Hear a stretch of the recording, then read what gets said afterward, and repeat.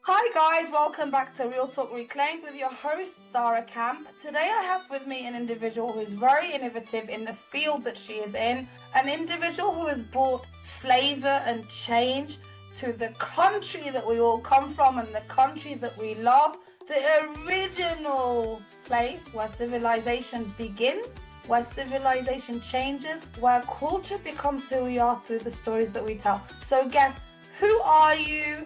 Tell our listeners who you are. Thank you, Sarah, for the warm welcome. My name is Chiedzanyahuye, originally from Zimbabwe, but have been fortunate enough to have lived on 4 different continents, going to school, working, and I'm currently based in the United States. I'm introducing myself for the purposes of this podcast as your African AI auntie. And African AI auntie, African because my main goal is to amplify, highlight, celebrate the brilliance that is inherent within our ancestral DNA as Africans from all 54 different countries, which we know are colonial, but that's who we are as Africans. And we have a whole legacy of civilization and technology that unfortunately got mummified for a good couple of 100 years through colonization. But what I'm finding is still resurfacing, it's still really there. And then when you look at the auntie part, I'm an auntie of 14 nieces and nephews. And they're all, wow, actually, if I think about it, they're on 4 different continents. But I seem to have this auntie way of being. And so I seem to adopt nieces and nephews wherever I go. Having lived in different countries, the parents of those children who are my friends, of course, they have me be their auntie. Then the AI component. The AI component is because in the digital world that we live in, right, everybody's saying, oh, AI tools, ChatGPT, all these different tools, and they're coming out, tons are coming up every single day, upgrading every single day. And so I created that name because in response to one of my nieces, she's currently studying in India, and she sent me a message back in February, said, Auntie, how do I make money online? And just that phrase triggered something within me, right? Because I know the pain of having degrees or studying and still trying to figure out, will this actually pay off? Will I actually be able to make money? Because I've been discussing with my nieces and nephews for years, even when she was in high school. I said, whatever you go to study for your degree or further education, we need to keep in mind, what skills are we developing, right? Who's going to hire me? Where am I going to work? How much money am I going to make?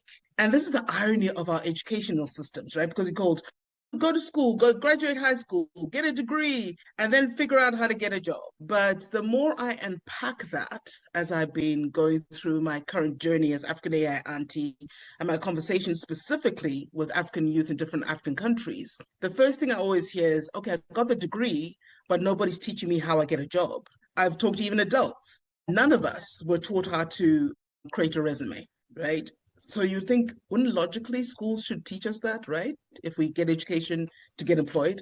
But my question is, Yes, as my dear. an African AI auntie, how do you connect storytelling with oral traditions? And then a follow-up from that is, how do you think technology can help preserve African language and culture? Storytelling. So even when I started this journey as African AI auntie, right? As much as my niece said, Auntie, how can I make money online? But the first thing I did actually was go and start researching and finding stories of what are African university age students doing on the continent of Africa.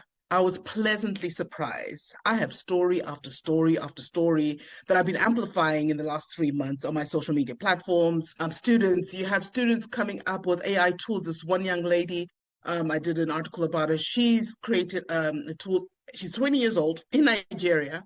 She's created a tool that helps university professors mark essays in a very, very rapid way. And so it can doing like marking 500 essays in 200 seconds. So think of this magnitude. If you have a university that has almost like 1 million students, like it is at Unilag in Lagos, right? The greatest struggle for a lot of professors is wading through all those assignments that they're sent, that they require the students to give. So that's where the AI tools helps her to be able to, well, she's introduced this. And so this is a tool that's actually solving a local problem. Because as much as people think, oh, ChatGPT, AI, just to create, TikTok videos and things like that. But what I'm finding more and more is actually brilliant young African students who are finding ways to use those AI tools to solve their local problems. So the way that I tell the stories, I put myself as in the context of our inherited storytelling sessions, right? When I picture this, even if I say 100 years ago, we'd be sitting underneath a baobab tree, right? There's a circle of, children and adults there. Then you have the main orator telling the story. Yes, we have technologies, but we must never forget our cultures because that's what enriches whatever we interact with, right? Whatever we choose to use as tools to help us leverage the way we solve problems, the way we bring value, the way that we build our businesses. I know I went through dozens of these AI tools in like January of this year. And most of them, the algorithms were all basically white male based, right? So even if I asked for, give me a picture of an African woman, I'd get a biracial, light skinned result, an African American. It was very frustrating for me, I'd say for the first quarter of the year. Then I finally tuned into ChatGPT.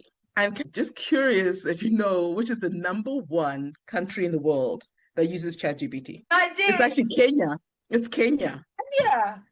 Yeah, it's Kenya is the number one country in the world that uses ChatGPT. So then I wasn't surprised when I went to Sora that when I created the images, and I was very intentional. I'm very intentional about celebrating our brilliance, our genius, our vibrancy as Africans. So those are the kinds of pictures I generated of African university age students. Sora does it perfectly. I had the most amazing, beautiful images. I was like, yes, that's the African representation I want. So yes, Kenya, thank you for shifting the algorithms to make us more visible as African people. Because it is about, because what I've also been learning about these AI tools, they become what you feed it, right? So as much as it may have been started off by the Googles and the Western world, etc., Africans, when you see something that works, we take over. And so when I saw all these beautiful images, seamless, no problems, no funny shades or colors or whatever, they looked authentic. And even if you go through all my social media posts, whatever, you'll see all these beautiful images that I was able to create. So when it comes to storytelling, I'm finding my intention was to connect to our cultural ways of being. Because as much as we've been through these colonial experiences, be it from slavery from 500 years ago, and then now even through the colonial period and now the neo-colonial period, it's all about economics and politics, unfortunately. I wanted to create a space where young African people can see themselves, but through their own lens, not through a filtered lens of what they've been told is acceptable by colonial education, right? And so being an auntie of 14 nieces and nephews, actually I have the nickname of being auntie emotions by my nieces and nephews because I'm the auntie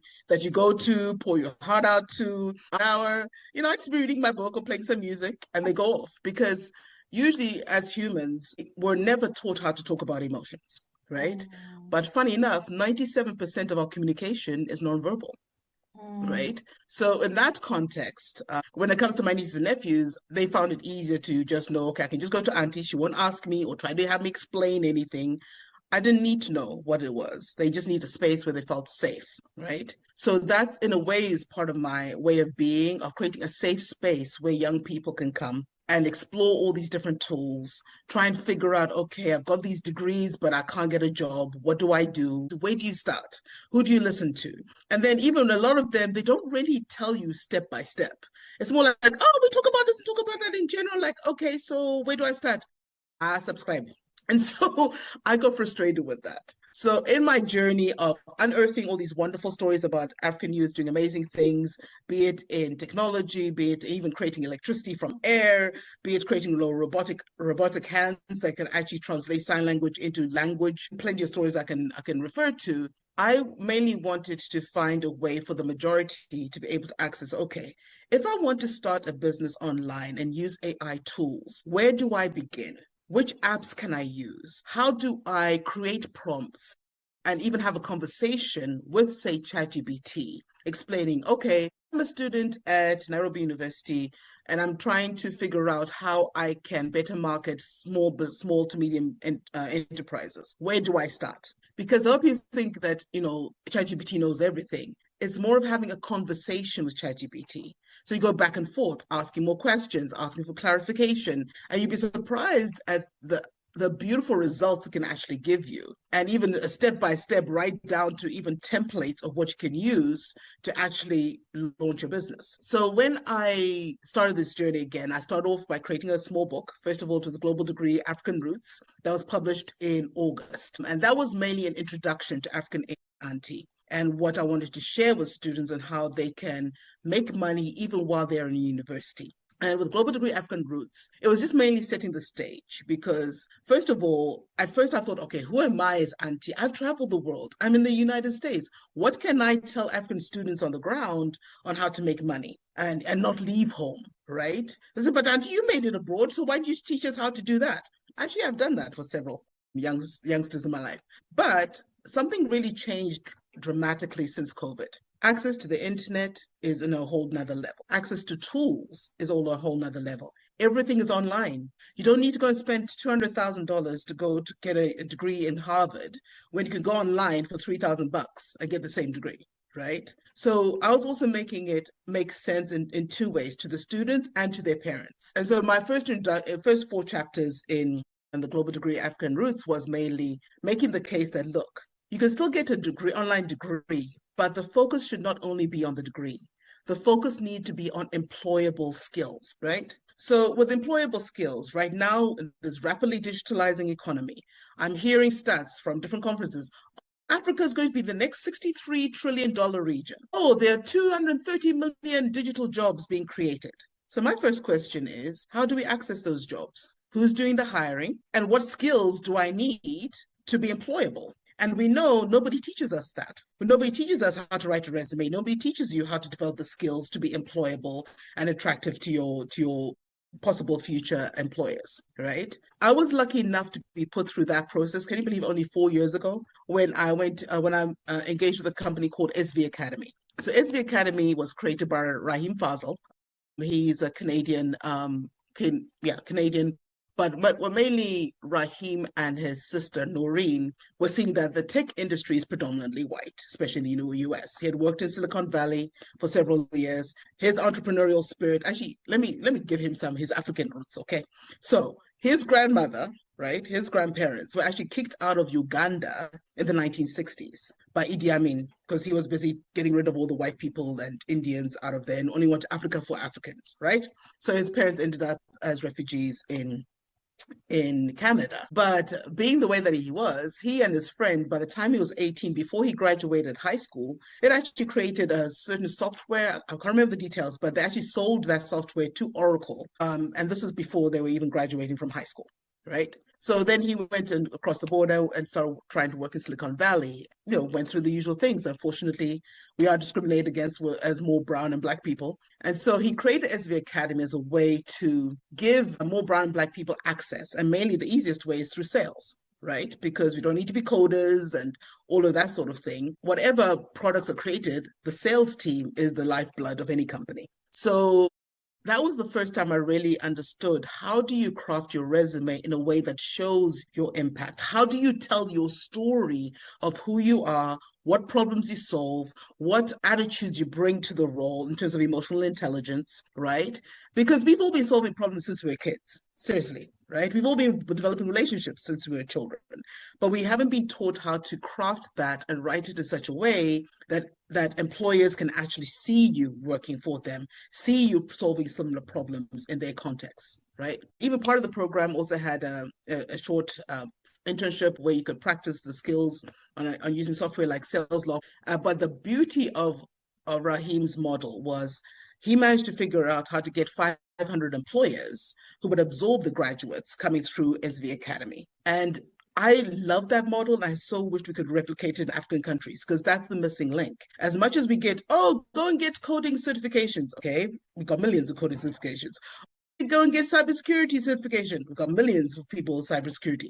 But who hires me? How do I tell my story in cybersecurity language so that the employee can see me as being employable? So it's more of the creating an ecosystem of employers, people knowing what they want, training people into that, preparing them to be able to present themselves in such a way to be hired into those companies. And I even mentioned it to Raheem. I was like, Raheem, we could do so much in African countries. We could do so much. I says, Chetza, we just need to focus on the US for now. So actually, I went through the 8-week program.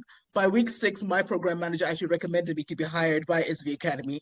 So I didn't even look for a job. And then I was started in innovations and then got quickly promoted into the program manager role. And that's where I saw the power of what we were really doing. Imagine finding somebody within 8 weeks going from earning, basically doubling their income by the time they get a job, right? And I'm also, in my mind, the way that I work as well is that I always focus on the end goal. Like I said, I get the certificate. Where's the money? Right. So even the way that I taught the curriculum, I would fast track people. Yes, we do the internship, but but the beauty of technology, why take 8 days to do something you can do in 4 hours? And my focus was, I want to prepare you to tell your story. We're talking about storytelling. How do you tell your story to employers in answering their questions so they can hire you? And I had several students who, the day they graduated with a contract in hand. So that's the kind of system that I know is possible, and I've lived it and I've actually implemented it. So when we're talking about, Africanaiauntie, I know in a lot of African countries, unfortunately, with a high rate of unemployment, believe me, I know in Zimbabwe, a bit of my pain story was after spending 7 years here in the United States, full ride scholarships, had a bachelor's and master's degree, went back home to Zimbabwe, applied for over 700 jobs over 14 years that I was there. I never got called for an interview from an application. This is still the day we used email and a bit of snail mail, right? Never got called for an interview. All of my interviews, funny enough, I got from parties. Being the socialite person I am, I remember one of them, my sister referred me to a couple of peace jobs. Then I was at a party, the ex-minister of education, Dr. Fei Chung, her daughter and I went to rival high schools. Yeah, we know we're kidding about that. Like, oh, you went to Arundel, I went to Dominican Convent. You've got a master's degree, right? Like, yeah, can I give my mom your phone number? She needs help with some consultancies and women and gender and education. I was like, yeah, sure. Dr. Chung called me. We met up for coffee and I worked with her for 7 years. Though it was like a part-time thing, but I managed to do a lot of work with her in that aspect. As I was working with her, unfortunately, in 2007, 2008, there was a lot of political violence that was happening. And so we moved from focusing on empowering women through education through how do we do peace building and conflict resolution work. And at the same time, I was also taught I enrolled in a program called Theater versus Oppression. This tool is a way of helping people deal with traumas using theater games. So the inventor, his name is Augusto Boal, he's late. But in the 1960s in Brazil, he and a lot of his friends had been put away in jail as political prisoners. So when they were released, they couldn't figure out how to reintegrate back into society because they were so traumatized. They had no place to go for, I guess, therapy or figure things out. Augusto Boal clued in on something that I mentioned earlier. As human beings, 97% of our communication is nonverbal. So how do you create nonverbal therapies that help people process their emotions to the point where they can finally start to talk about them? So I went through that program. And then my Belgian friends in Harare in Zimbabwe, they heard that I'd gone through this and they were working with childcare centers in the capital city. And the counselors were telling them, look, we've seen these children have seen so many traumatic issues. They've seen parents being killed. They've experienced even being raped and also the torture that happened with the whole militia, but nobody's talking. We don't know how to help them. So my friend Bruno said, okay, Cheta, I heard you do this. Come and work at this place. So actually the first childcare center I went to was called Chiedza Childcare Center, not after me. But when I got there, I did 3 sessions with the kids. So most of the process is having them just be kids, playing games, rolling around the floor, laughing. In seconds, they were all just like exploding in laughter and joy. But I never got them to say a word for at least the first hour. It was all games and therapies, right? So I'm having to do fun games, do a little therapeutic exercise, all nonverbal. And then the last half hour is when we would have them break up into small groups, share whichever problems that they are dealing with. Even that in itself is therapy, right? It takes away the stigma of silence, the stigma of shame, the stigma of thinking it's only happened to me. So you're hearing other people's stories like, hold on, that happened to you too, right? So it takes away all of that, shall I say, isolation. And then we do forum theater. So they pick a problem, they act out the problem, but the audience comes up with the solutions. So you could get up but not only talk about the solution, but you act out the solution. Because it's one thing to be told how to do something, but it's another thing where you actually see it visually playing.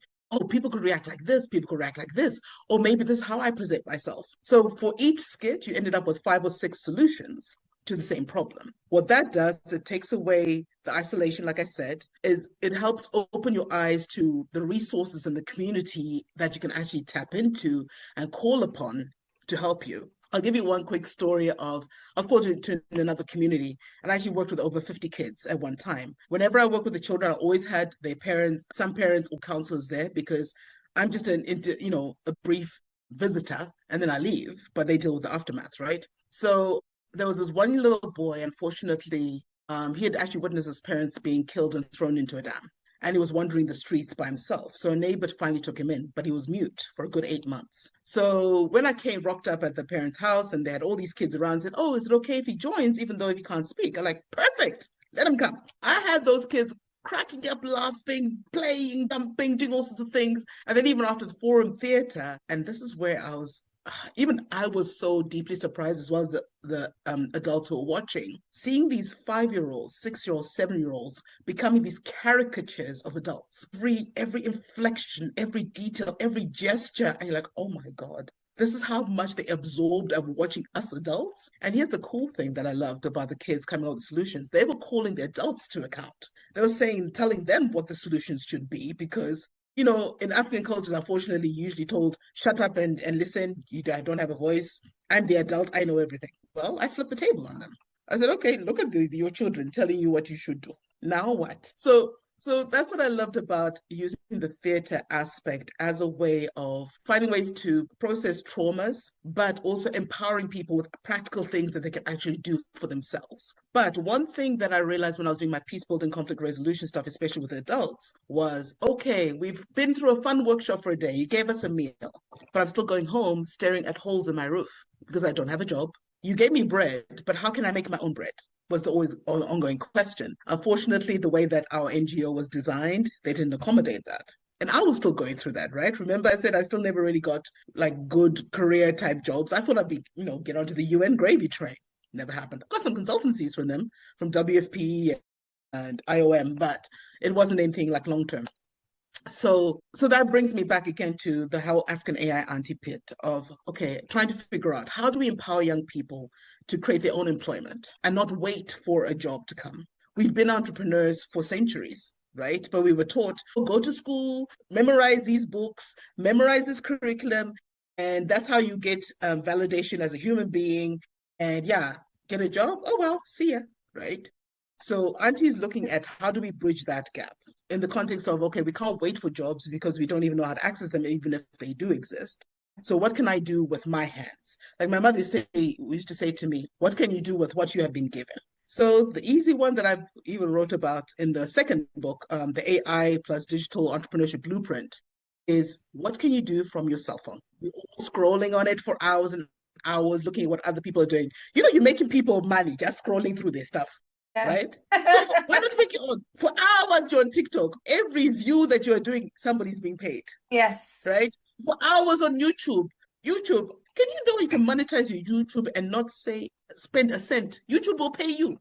But of course, nobody taught us step by step. By the way, I know how to do that now. But it's again, it's one of those things of, as much as we know, we're seeing other people and like, okay, so many people are making money. Yes, even in the US, seeing people making millions. In Nigeria, I'm hearing stories all making millions of naira doing this. But again, it's still like, okay, they're doing it, but how can I do it? So I wanted to be deliberate in whatever I created, that when you finish with Africanaiauntie, after these 4 sessions, you should be making money. Yes. That's how I break it down to be simple. I'm not interested in you doing a 9-month certificate or a 10-month. No, I am the queen of certificates. Look at my LinkedIn. I've got so many Google certificates. But did Google ever call me? We have auntie.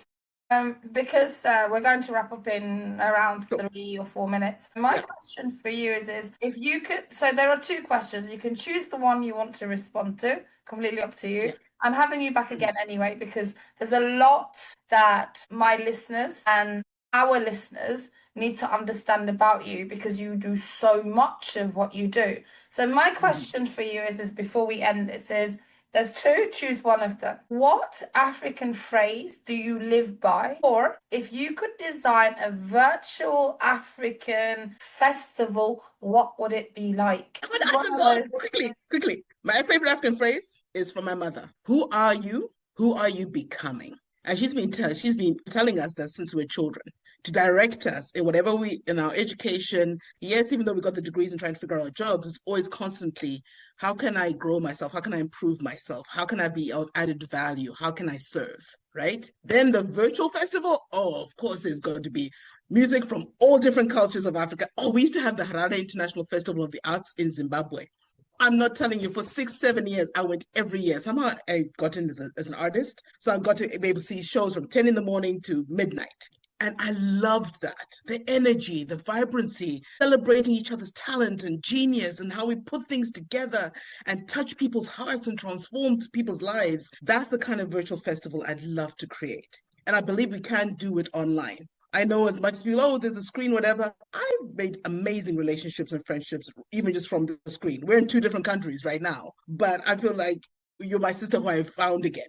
When I first met you in August, like, oh, you are my sister, oh, long time. And so for the virtual festival, I wanted to be celebrating different African cultures, creating platforms for those people who feel that haven't been seen, for their voice and genius to be heard.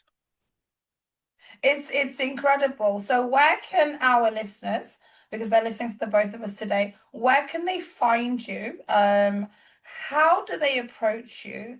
And what are you going to give them from clicking onto your website with your book, your LinkedIn with your profile, and your YouTube channel? What are they going to benefit from those links? Could you give us the links and then what they'll benefit? Sure.